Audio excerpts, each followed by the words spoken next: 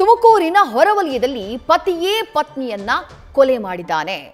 ರಾತ್ರಿ ಇಬ್ಬರ ಮಧ್ಯೆ ಆದಂತಹ ಗಲಾಟೆ ಪತ್ನಿಯ ಕೊಲೆಯಲ್ಲಿ ದಾರುಣವಾಗಿ ಅಂತ್ಯವಾಗಿದೆ. 22 ವರ್ಷದ ಗೀತಾಗೆ ಪತಿ ನವೀನ್ ಚಾಕುವಿನಿಂದ ಇರಿದು ಹತ್ಯೆಯನ್ನ ಮಾಡಿದ್ದಾನೆ. ತುಮಕೂರಿನ ಹೊರವಲಯದ ಅಂತರಸನಹಳ್ಳಿ ಬಳಿಯಾಗಿರುವಂತಹ ಘಟನೆ ಇದು. ಕುತ್ತಿಗೆ, ಮುಖ, ಇತರೆ ಭಾಗಗಳಿಗೆ ಚಾಕುವಿನಿಂದ ಇರಿದು ಹತ್ಯೆ ಮಾಡಿ ಆನಂತರ ಪತಿ ನವೀನ್ ಪರಾರಿಯಾಗ್ಬಿಟ್ಟಿದ್ದಾನೆ. ತುಮಕೂರು ಗ್ರಾಮಾಂತರ ಠಾಣೆಯಲ್ಲಿ ಈ ಬಗ್ಗೆ ಕೇಸ್ ದಾಖಲಾಗಿದೆ.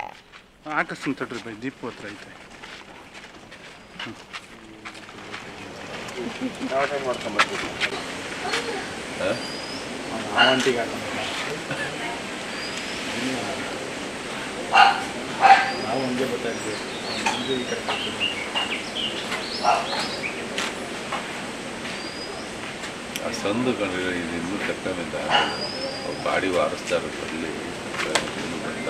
ಹೋಗೈತೆ ಅಂದರೆ ಅರೆಸ್ಟಿಂಗ್ ಆಗ್ತದೆ. 9:30 ಆಗಿದೆ, 9:30 ನಂತರ. ಹಾಗಾದ್ರೆ ಪತಿ ನವೀನ್ ಪತ್ನಿ ಗೀತಾಳನ್ನ ಕೊಲೆ ಮಾಡಿದ ಯಾವ ಕಾರಣಕ್ಕಾಗಿ? 22 ವರ್ಷದ ಗೀತಾ ಹಾಗೆ 25 ವರ್ಷದ ನವೀನ್ ಇಬ್ರು ಕೂಡ ಪ್ರೀತಿಸಿ ಮದುವೆಯಾಗಿದ್ದವರು. ಸೋಷಿಯಲ್ ಮೀಡಿಯಾದಲ್ಲಿ ಪರಿಚಯ ಆಗುತ್ತೆ. 3 ವರ್ಷಗಳ ಹಿಂದೆ ಇಬ್ಬರಿಗೂ ಕೂಡ ಮದುವೆಯಾಗುತ್ತೆ. ತುಮಕೂರಿನ ಅಂತರಸನಹಳ್ಳಿಯಲ್ಲಿ ಬಾಡಿಗೆ ಮನೆಯಲ್ಲಿ ನವೀನ್ ಹಾಗೆ ಗೀತಾ ವಾಸ ಇದ್ರು.